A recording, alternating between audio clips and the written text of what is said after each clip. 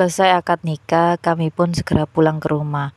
Lebih tepatnya rumah Mas Heru bersama kedua orang tuanya. Kami pun mengajak serta anakku Inara. Sampai di rumah Mas Heru, aku pun membersihkan diriku dan tak lupa melaksanakan sholat asyar bersama dengan suamiku serta anakku. Aku sangat bahagia mempunyai keluarga baru, keluarga yang sangat menyayangiku dan mau menerima anakku. Saat mengingat beberapa tahun yang lalu saat masih bersama dengan Mas Satya, aku yang dalam keadaan hamil besar tinggal bersama Mas Satya dan ibu mertuaku serta adik suamiku. Sedangkan ayah mertua sudah meninggal beberapa tahun yang lalu.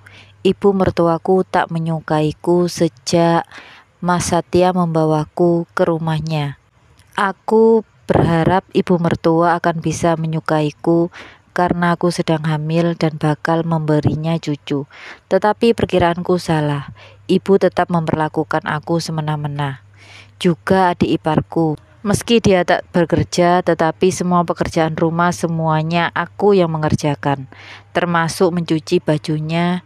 Setiap hari, meskipun dalam keadaan hamil, aku selalu mencuci seember besar cucian kotor. Dan yang menyiapkan sarapan setiap pagi adalah aku. Mereka tidak ada yang membantu. Seringkali ibu mertuaku dan adik iparku berkata kasar padaku.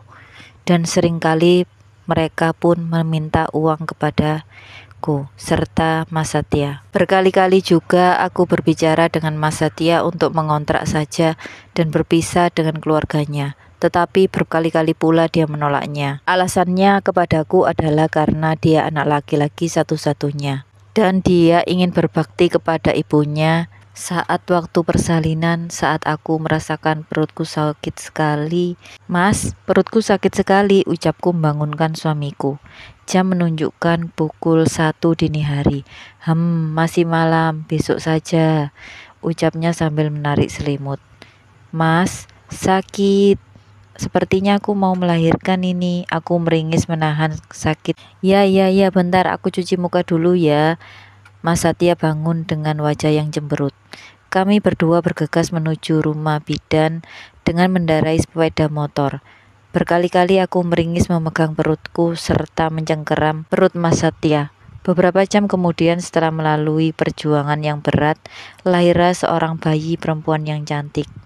Inara namanya. Aku menangis melihatnya, sangat bahagia. Keesokan harinya Mas Satya sudah membawaku pulang. Katanya semakin lama di rumah bidan biayanya semakin membengkak. Mertua serta adik iparku tak menjenguk sama sekali, meski rumah bidan dekat dengan rumah kami. Juga setelah sampai di rumah, mereka hanya melihat bayiku tanpa berkeinginan untuk menggendongnya. Aku juga mengabarkan pada orang tuaku bahwa aku sudah melahirkan. Mereka sangat senang mendengarnya. Keesokan harinya, mereka langsung datang ke rumah mertuaku. Kebetulan waktu itu saat ibu dan bapak datang, rumah dalam keadaan sepi. Hanya aku sendiri di rumah. Lantas aku pun menceritakan semua perlakuan suami dan adik iparku karena aku sudah tak kuat lagi. Seketika itu juga bapak dan ibu mengajakku pulang karena mendengar penuturanku dan perlakuan keluarga Satya dan mertuaku. Saat itu juga aku mengemasi pakaianku dan pakaian bayiku untuk pulang ke rumah orang tuaku. Aku pun mengabari Mas Satya bahwa aku akan pulang ke rumah ibu dan bapakku. Mungkin saat itu Mas Satya sedang sibuk dan tidak membalas pesan maupun teleponku. "Sayang, kenapa kamu melamun?" ucap Mas Heru sambil memelukku dari belakang. "Apaan sih Mas?" ucap Lisa tersenyum manja kepada Heru. "Mas tidak sabar kalau Inara akan mempunyai adik bayi," ucap Mas Heru. "Semoga segera ya Mas, aku hamil anak kita." "Pasti sayang, asal kita harus sering usaha," ujar Heru menanggapi.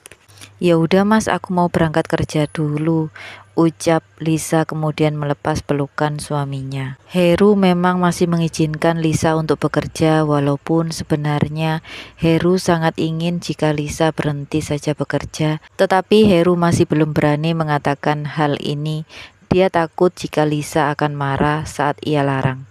Heru juga ikut bersiap sebelum ke kantor. Sayang, Mas punya kejutan untuk kamu, ucap Heru ketika Lisa hampir siap dengan penampilannya. Kejutan apa? Tanya Lisa antusias. Jika kamu ingin tahu, ayo kita keluar karena kejutannya ada di sana, ucap Heru menggandeng tangan istrinya. Heru pun melangkahkan kakinya menuju ke garasi. Lisa cukup bingung apa yang akan ditunjukkan oleh suaminya. Ketika garasi mulai terbuka sepenuhnya, terlihat ada mobil berwarna hitam dengan hiasan pita seperti sebuah kado. Ini hadiah untukmu sayang, ucap Heru. Saat itu Lisa terpaku menatap hadiah yang diberikan oleh suaminya. Ini hadiah untukmu, ayo mendekatlah. Kamu tidak ingin melihatnya dari dekat sayang, ucap Heru menggoda Lisa. Lisa kemudian tersenyum lebar. Ia hampir menangis dengan apa yang ditunjukkan oleh suaminya. Terharu, bahagia, bercampur menjadi satu. Akhirnya air mata itu tumpah juga. Mas, ini berlebihan, ucap Lisa. Tidak ada yang berlebihan karena ini untuk istriku yang tersayang. Tapi ini sangat mahal, Mas. Sedangkan kamu juga sudah ada mobil. Satu lagi, aku tidak bisa menyetir, ujar Lisa. Makasih banyak, Mas, karena telah memberikan aku kado yang tidak pernah aku bayangkan, ujar Lisa seraya memeluk suaminya. Oh iya, hari ini kamu ke kantor naik mobil ya. Mas sudah persiapkan sopir untukmu, ucap Lukman memberitahu Lisa. Air mata Lisa kembali mengalir karena merasakan betapa beruntungnya mempunyai suami seperti Heru. Dengan memberikan kejutan, tidak hanya sekali ini saja suaminya memberikan kejutan. Padahal mereka baru saja menikah, tetapi Heru sudah memperlakukan Lisa seperti ratu. Rezeki suami itu berkat doa istri, kamu pantas menerimanya sayang, ucap Heru. Lisa sangat merasa dihargai. Jika dulu dia harus menahan lapar karena suaminya yang menganggap dirinya menyusahkan, sekarang diganti dengan kebaikan yang berlipat-lipat.